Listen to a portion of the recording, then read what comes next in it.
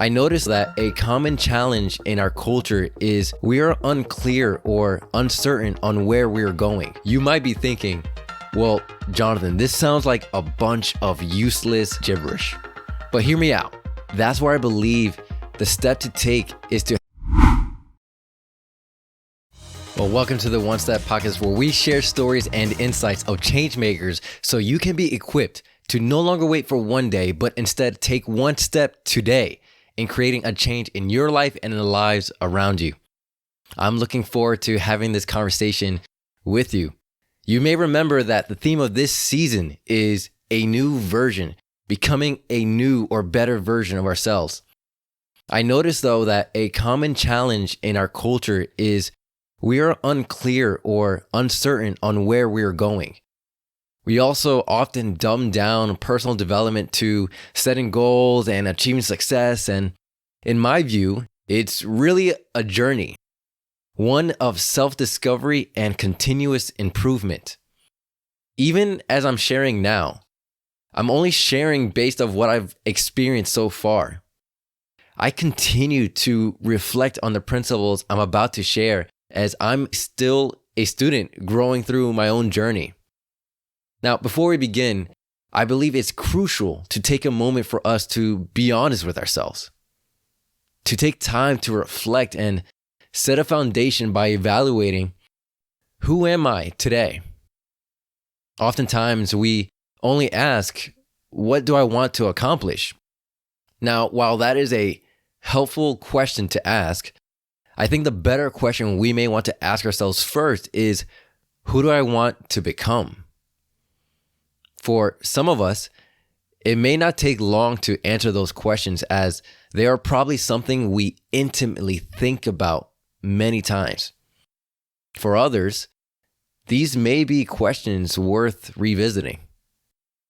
For example, you may often hear someone say, "Oh, I just want to make a lot of money," versus saying, "I want to become a wealthy person," or "I just want to manage my time better," instead of saying, "I want to become a responsible person with his or her time." Now, you might be thinking, well, Jonathan, this sounds like a bunch of useless, positive thinking gibberish. But hear me out.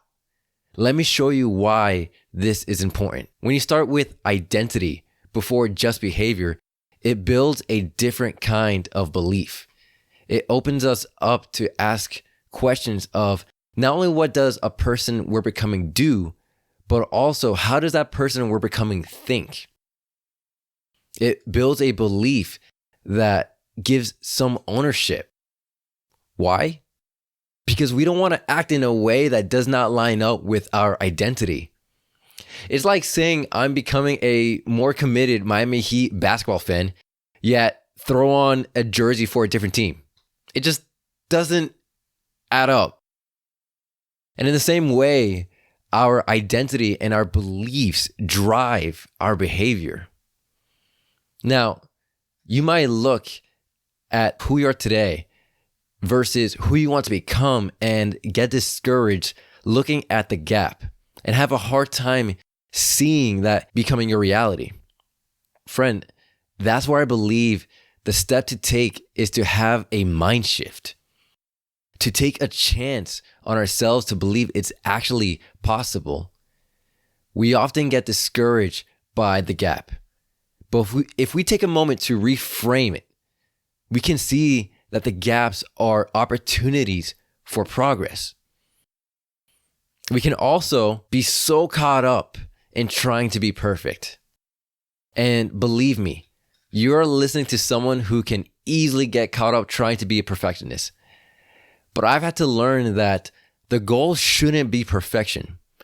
The goal instead should be progression. Now, what does that look like? It looks like as I'm trying to build a discipline, I'm creating evidence for myself that this can be a reality the more you do something. In our minds, we already think what we do goes hand in hand with our identity. Think about it. Why is it that when trying to get to know someone, one of the first questions we ask is usually, what do you do? Or whenever we're asked, tell me about yourself, our gut response is often to start with what we do.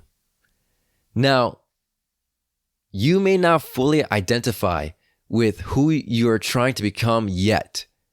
And can I give you the space to say that that's okay? All you need to start is with one day. And when tomorrow comes, you can believe that you can follow through. Why? Because you have evidence from yesterday that you were able to accomplish it. And the more you continue in that, at some point you realize that you have so much evidence that it is undeniable that this is who you are now. Even when it comes to the times you fall short, you can come back up and continue in your pursuit because this is who you're becoming. This is a part of your identity. In the same way you'd expect a dog to bark and a duck to continue to quack, you can expect yourself to continue in becoming. So you've identified who you want to become. You reverse engineered and asked what that person does and how that person thinks. Now, an important question to ask yourself is, based on your habits today, who are you becoming? Do you like who you see? If not, I think you already have the answer that there are things you need to change or stop doing and replace them with new things to start doing. James Clear, the author of the book Atomic Habits, he said, you do not rise to the level of your goals. You fall to the levels of your systems. Think about it. Every sports team has the goal of winning the championship. Yet, it's only those who continually condition, practice, and work on their systems who become great enough to win the prize. A leader named Rich Wilkerson Jr. has said, your future will become more demanding than your past. When we try to grow to become someone better on purpose instead of on accident, it requires a change, a cost. It requires for our priorities to change to align with a new identity and grow past an old one. I hope this helps you in making things clearer for your journey. There's one more thing I want to make clear.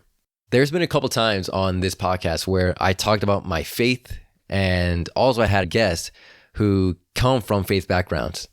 Now, let me be super clear. This is not a Christian podcast.